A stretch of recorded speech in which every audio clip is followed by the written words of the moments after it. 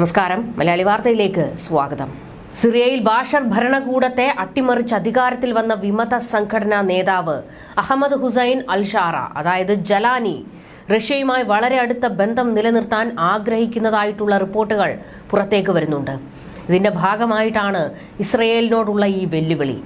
അതായത് പഴയ പ്രതാപത്തോടെ തന്നെ റഷ്യയെ സിറിയയിൽ കുടിയിരുത്തുമെന്നാണ് പ്രഖ്യാപനം.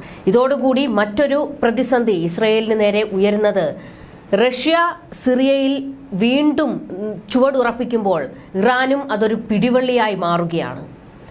ഹമാസിനെയും ഹിസ്ബുള്ളയെയും ഹൂതികളെയും തകർത്തെറിഞ്ഞ് പശ്ചിമേഷ്യയിൽ ഇസ്രയേൽ തങ്ങളുടെ അതിർത്തി സുരക്ഷിതമാക്കിയപ്പോൾ തൊട്ടപ്പുറത്ത് സിറിയ ഒരു വെല്ലുവിളിയായി മാറുകയാണ്. ഇനി HTSനോട് ഇസ്രയേലിന്റെ നീക്കം എന്തായിരിക്കും എന്നുള്ളത് കാത്തിരുന്ന് കാണണം. അൽ ജലാനി തന്നെയാണ് റഷ്യയുമായുള്ള സഹകരണം വർദ്ധിപ്പിക്കാൻ തങ്ങൾ തയ്യാറാണ് എന്ന് വ്യക്തമാക്കിയിരിക്കുന്നത്.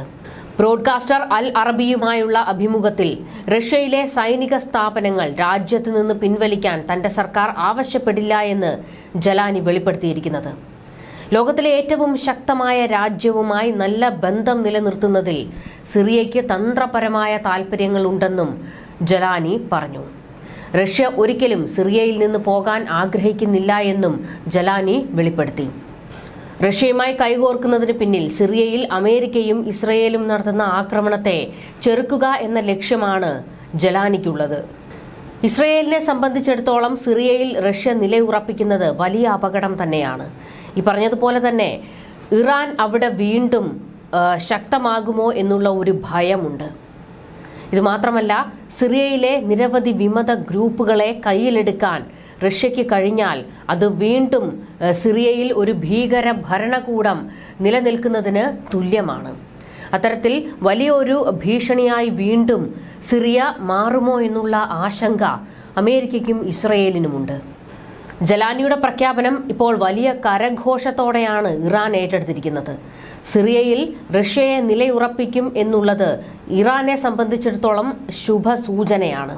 ലബനനുമായി ആയുധ കച്ചവടം നടത്തുന്നതിന് സിറിയയിൽ റഷ്യ ഉള്ളത് ഇറാന് പിടിവള്ളിയാണ്. ഇത് മാത്രമല്ല, ഇപ്പോൾ ഇസ്രയേലിന് നേരെ ജലാനി വെല്ലുവിളി നടത്തിയിരിക്കുന്നത് ഗോലാൻ കുന്നുകൾ തിരികെ പിടിക്കുമെന്നാണ്. ഇസ്രയേലിനെ സംബന്ധിച്ചിടത്തോളം അവരുടെ ഏറ്റവും തന്ത്രപ്രധാന മേഖലയാണ് ഗോലാൻ കുന്നുകൾ. അതുകൊണ്ട് തന്നെയാണ് ബാഷർ ഭരണകൂടത്തെ HTS അടിച്ചോടിക്കുമ്പോൾ തൊട്ടു പിന്നാലെ ഇസ്രയേൽ ഗോലാൻ കുന്നുകളിലേക്ക് കടന്നു കയറി അവിടം സുരക്ഷിതമാക്കിയത്.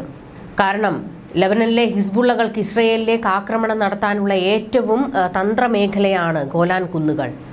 ഗോലാൻ കുന്നുകൾ തിരികെ പിടിച്ചതിന് ശേഷം ഇസ്രയേൽ സിറിയയിൽ തങ്ങൾക്ക് അപകടമായി നിലനിന്നിരുന്ന ആയുധ കേന്ദ്രങ്ങളും രാസായുധ നിർമ്മാണശാലകളുമെല്ലാം തകർത്തെറിഞ്ഞിരുന്നു.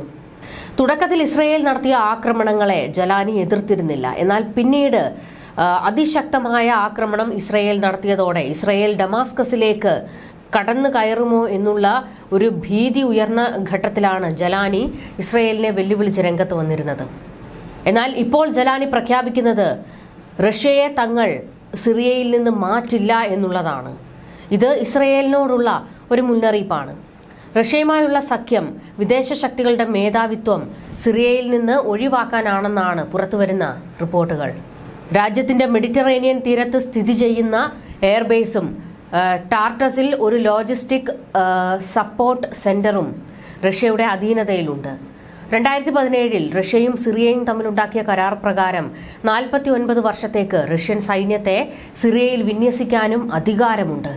ഈ മാസം ആദ്യത്തിൽ തന്നെ റഷ്യയെ പ്രകോപിപ്പിക്കുന്നത് ഒഴിവാക്കാൻ സിറിയൻ നേതൃത്വം താൽപര്യപ്പെടുന്നു എന്ന് ജലാനി മാധ്യമപ്രവർത്തകരോട് വെളിപ്പെടുത്തിയിരുന്നു. അതേസമയം റഷ്യൻ വിദേശകാര്യമന്ത്രി സെർജി ലാവ്റോവ് സിറിയയിൽ റഷ്യൻ സൈനികരുടെ സാന്നിധ്യം വ്യവസ്ഥ ചെയ്യുന്ന കരാറുകൾക്കനുസരിച്ചുള്ളതാണെന്നും അഭിപ്രായപ്പെട്ടിരുന്നു. താൽക്കാലിക സുരക്ഷാ ഗ്യാരണ്ടികൾ സിറിയയിൽ ഉറപ്പാക്കിയിട്ടുണ്ട്. അതിനാൽ സൈനിക താവളങ്ങൾ പതിവ് പോലെ പ്രവർത്തിക്കുന്നു എന്നും നേരത്തെ റഷ്യ വെളിപ്പെടുത്തിയിരുന്നു.